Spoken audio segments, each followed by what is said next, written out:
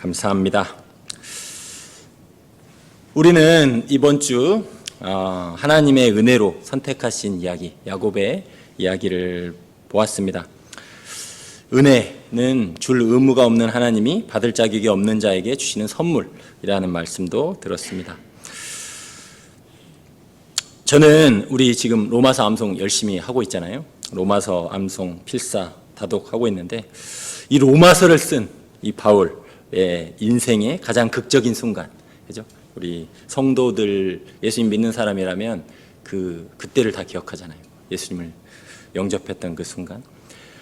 즉 하나님의 은혜가 어떻게 가장 완악한 자의 마음에 침투하여 그의 삶을 완전히 뒤집어 놓는지 그 바울의 회심 사건을 통해서 같이 살펴보고자 합니다. 크게 제가 이거 말씀 준비하면서 세 단어가 떠올랐습니다. 세 부분으로 나눴습니다. 오늘 이야기는. 첫 번째는 선택, 두 번째는 그리스도, 세 번째는 기도. 이 세 가지 기억하시면 되겠습니다. 첫 번째 선택입니다. 오늘 본문에 예수님께서 이렇게 말씀하십니다.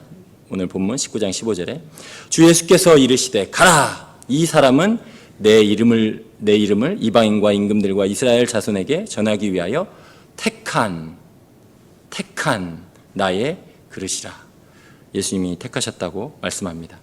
주님께서 친히 택하신 나의 그릇이라 라고 바울을 설명합니다.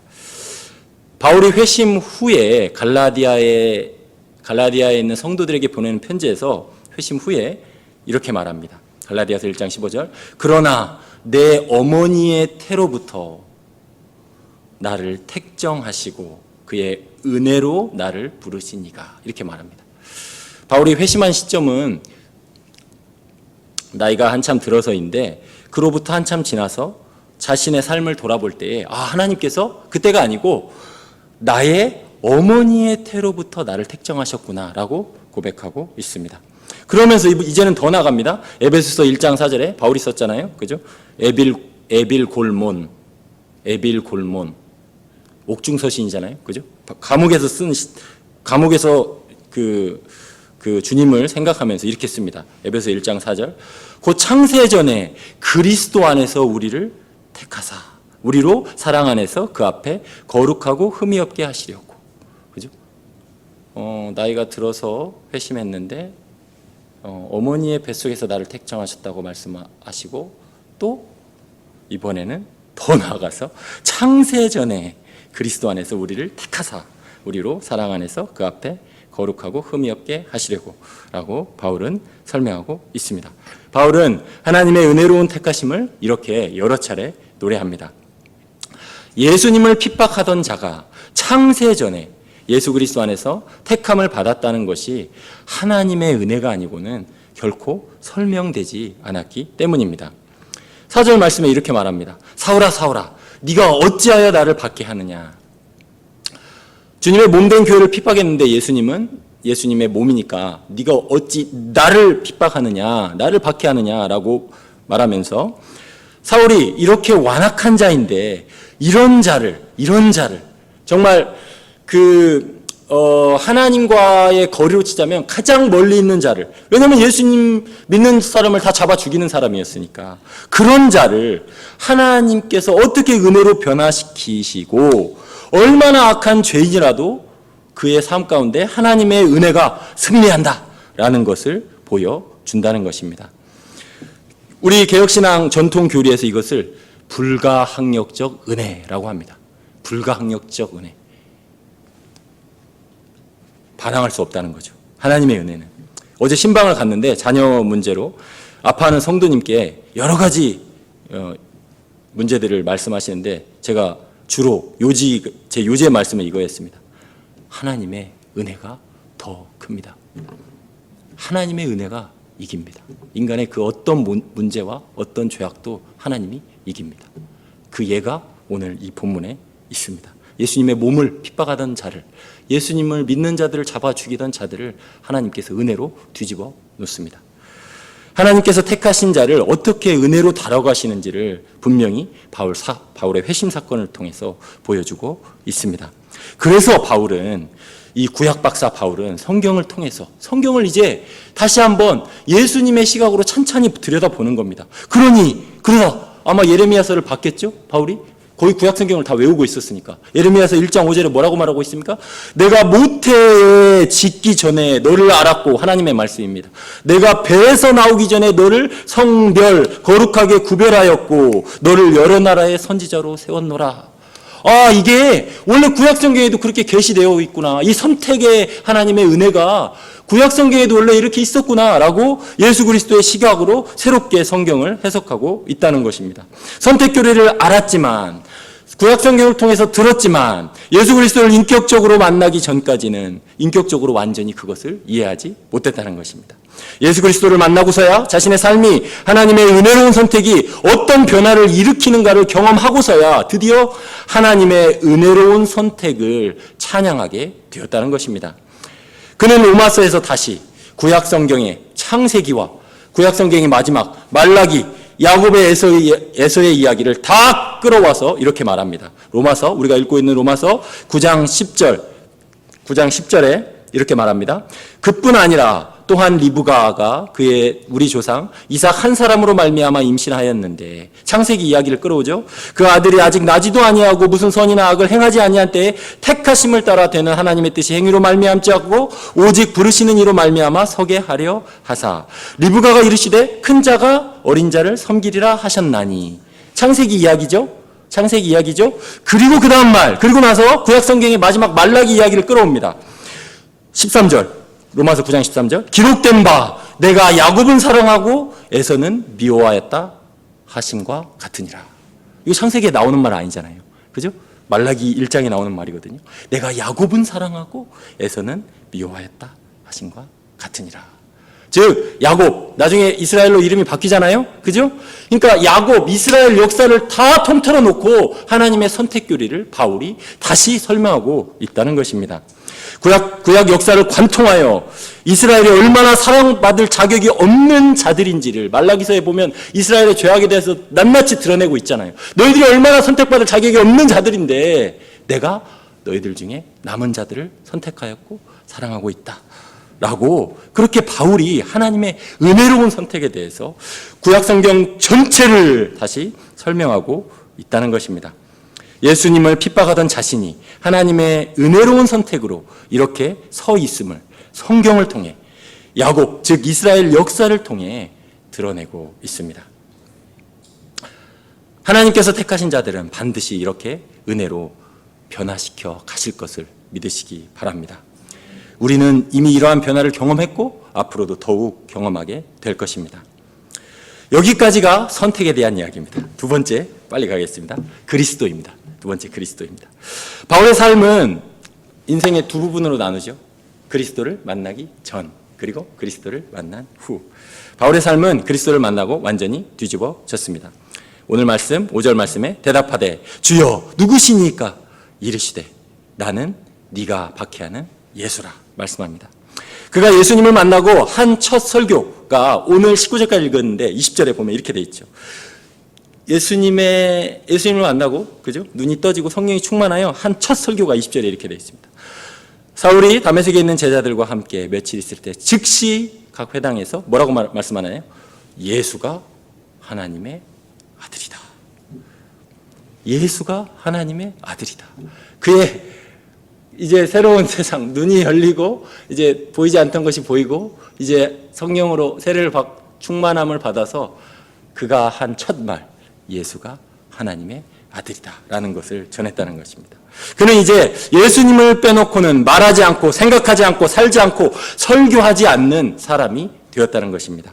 로마서를 보십시오. 제가 로마서 지금 헬라어로 1장 1절부터 8절까지 암송을 했는데 암송을 하면 할수록 놀라운 것이 있습니다.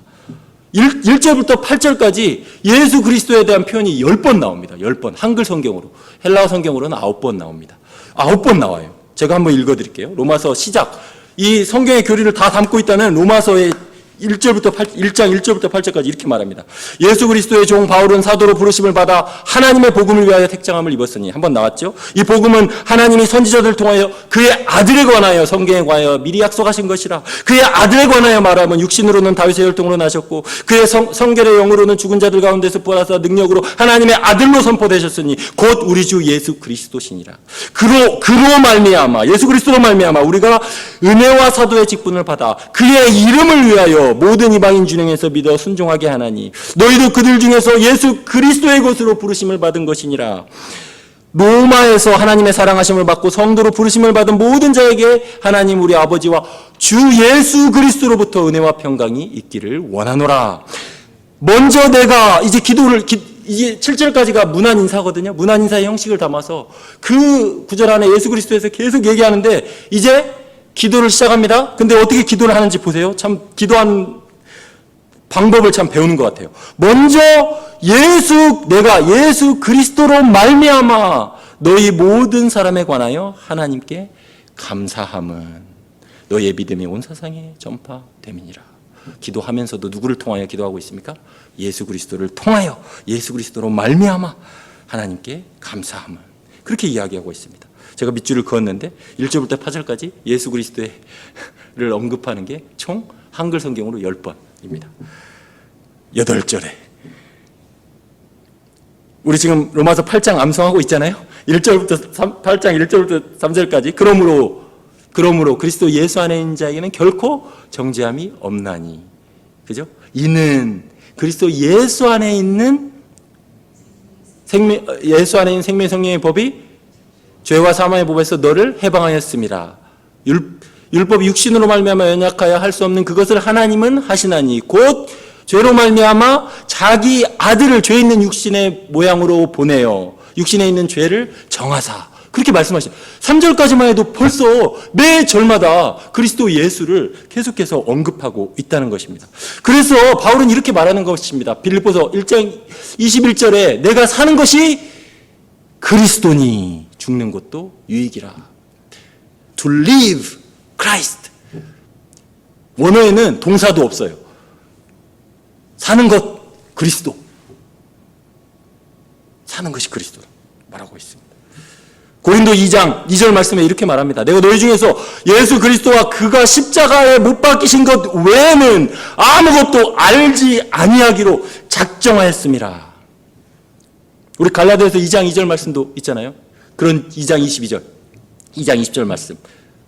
이제 내가 사는 것은 내가 사는 것이 아니요 내 안에 그리스도께서 사는 것이라. 내가 이제 육체 가운데 사는 것은 나를 사랑하사 나를 위하여 자기 자신을 버리신 그 아들을 믿는 믿음 안에서 사는 것이라. 이 안에도 그리스도에 대해서 그렇게 이야기하고 있다는 것입니다. 그리스도로 사는 인생, 그것이 바울이 그리스도를 만난 뒤에 삶이었다는 것입니다. 주님께서 예수님을 만난 우리의 인생도 이와 같이 이끌어 가실 것입니다. 세 번째 키워드입니다. 기도입니다. 하나님의 의로운 택하심을 받고 그리스도를 만난 자들에게 반드시 일어나는 변화가 있습니다. 오늘 11절 말씀에 있습니다. 보시기 바랍니다. 주께서 이르시되 직가라 하는 거리로 가서 유다의 집에서 5 사람 사울이라 하는 사람을 찾으라. 그가 기도하는 중이니라. 원어에 보면 이렇게 돼 있어요. 원어에 보면 보라 그가 기도하는 중이기 때문이라. 야, 예수 믿는 사람 다 잡아 죽이는 사람인데 어떻게 그 사람에게 가서 복음을 전하고 그 사람을 축복해 줄 수 있습니까? 생각할 수 있는 아나니아에게 그의 변화를 예수님이 설명하시면서 딱 이 말씀하고 있는 거예요. 세 단어로. 왜냐하면 그가 기도하고 있는 중이기 때문이다 라고 말하고 있다는 것입니다. 예수님은 아나니아를 바울에게 보내면서 그가 기도하고 있는 중이기 때문이다 라고 말합니다. 그는 변화되었습니다. 그에게도 하나님의 택하신 증거가 나타나고 있지 않느냐? 그러니 가라 말씀합니다. 택함 받은 자가 그리스도를 만나고 나타나는 변화는 기도하는 삶입니다. 14절 말씀에 보면 이렇게 되어 있습니다. 여기서도 주의 이름을 부르는 모든 사람을 결박할 권한을 하면서 설명하고 있습니다. 아나니의 답변도 예수 믿는 사람을 뭐라고 설명하냐면 주의 이름을 부르는 자들이라고 말하고 있습니다. 왜 주님의 이름을 부릅니까? 우리가 언제 주님의 이름을 부릅니까? 그것은 기도할 때입니다. 그러므로 예수님을 믿는 사람의 정체성은 기도하는 삶입니다. 예수님께서 불의한 재판장을 찾아가는 그 과부 이야기를 통해 항상 기도하고 낙심하지 말 것을 비유로 가르쳐 이르시되 그 이야기의 결론이 무엇입니까? 하물며 하나님께서 그 밤낮 부르짖는 택하신 자들의 원한을 풀어주시지 아니하겠느냐? 그들에게 오래 참으시겠느냐? 말씀합니다. 택하신 자들의 정체성이 뭐라고요? 밤낮 부르짖는 택하신 자들의 원한을 풀어주지 아니하시겠느냐? 말씀하고 있다는 것입니다.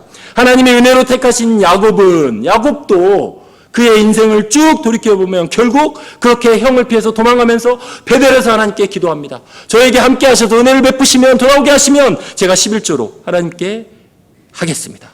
라반의 집에서도 이제 기도를 시작하게 됩니다. 야복 강에서도 하나님과 씨름하며 이스라엘이라는 이름을 받습니다. 가나안 땅에서도 기도하는 삶으로, 애굽 땅에서도 기도한 삶으로 변화되는 하나님의 은혜가 임한다는 것입니다. 하나님께서 밤낮 부르짖는 자들로 변화시켜 가십니다.